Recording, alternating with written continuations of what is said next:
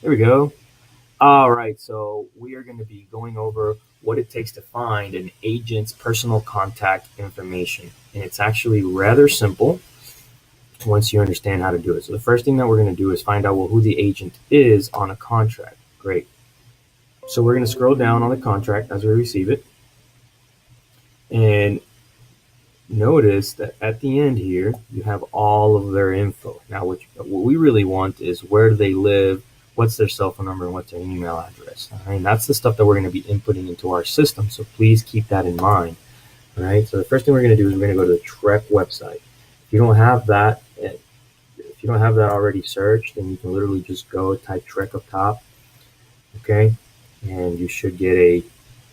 There you go. The first thing that comes up will be trek.state.tx, blah, blah, blah, blah, blah. Goes on and on. Okay. And then you're going to find that person literally by typing their last name first. So we'll look back in that contract. See that it's Blake Chelsea in this case. See if that comes up. Now, every once in a while, it's a little bit harder because I may use a different name. And I'll show you how to find them if you can't find them on here. Okay. And it looks like I misspelled her name, so that's probably one reason why it didn't come up. Let's see what happens. All right, look at that. So there she is, Chelsea Page Blake. Great. Okay, and here we see that her broker's permanent address is there. She's active with City Quest Properties, which is right in line with what we saw on the contract. Okay. All right. If we want to see her personal email address, look at this. We can literally click here for personal email address, and it'll ask us to input some numbers there. Let me see what happens. So you can see it. Look at that, Chelsea Blake at Gmail. If you want to see that personal address, it's right there. Now, if you have a different address on here, let's see, what do we have? Okay, she has a little bit of a different one. I actually would prefer to use whatever's on the contract. That's the one that she's using the contract. She's using to open the contract with us. All right, the other thing we want to look at is where can we mail her a piece of information. So many times you'll come on here and you'll see that she'll have her information on here. Right now, I don't see it. She has broker's permanent mailing address, and we don't see her actual physical address. So in this case, we're going to go ahead and mail her broker. Okay. Every once in a while, you'll see a different box here where it'll have her actual address. And if that's the case, then that's the address that we want to mail to. In this case, it's not here. No big deal. I'm just going to click on here as well. Okay. And I'm just checking to see if there's any more important information. Like, I see that the business address is the same thing, so that's great. If we mail them there, it should be good. And then I can see what other agents are under this license. Now, at some point in the future, then we're going to start looking at some of the other agents as well and doing some research and then mailing them as well. For now, all we're doing is making sure that Chelsea does have this address. Let me see if that coincides with what she put on there. North Loop West 102. Yep. 2404 West Loop Suite. Okay, it says a little something different.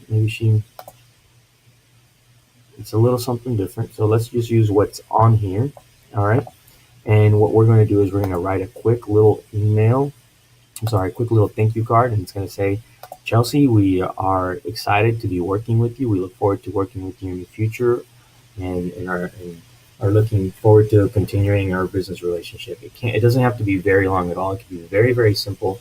You don't have to make it the same every time. Of course, if you do, it's okay. It'll as long as it sounds sincere and it sounds like it's coming from a place of good intention.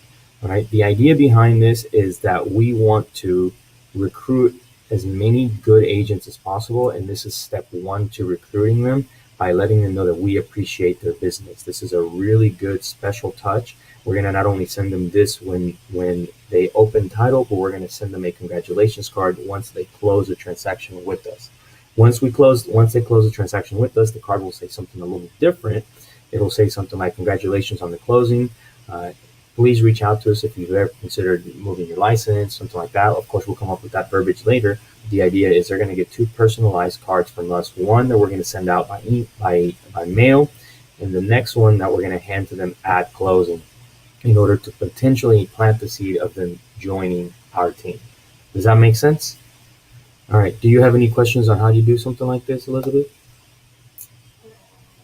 How to find your email or her address? Yeah, I mean, and then just so you know, on HAR, okay, so you may run into a scenario where you may not find the right information there. The other place you want to check, and I'm going to open up a new window, is HAR, okay? So if you don't have enough information on Trek would be the best place, the most likely place to find her info. You can literally just look her up, all right? And you can go over here to find a pro, find real estate agent, and then you can type in Chelsea. And that she already comes up right there. Oh, wrong one. Chelsea Blake. If you do a search,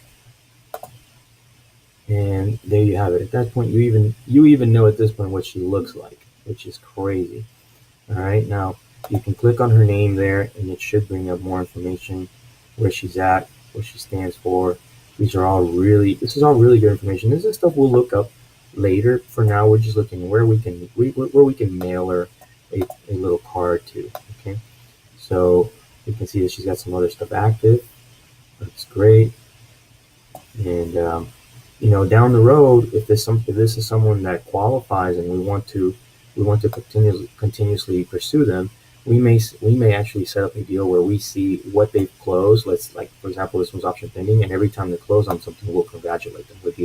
We'd be those people congratulating them. So this part of what you're doing is really, really important, because as you find this information, the next step of this is putting it into our new CRM. Once that's set up, you're going to type all this info in there, and then you're going to drop a campaign on how to follow up with this agent. All right. But there you have it. This is how you find her information. It's not terribly hard to find someone's cell phone number, or even their address. In this case, she didn't have it on there. No big deal. We'll just send it to her brokerage over here, and I'm sure she'll be real thankful to see something personalized and handwritten. All right. If you come across any other questions, please feel free to reach out, and we'll add a new video to this training series.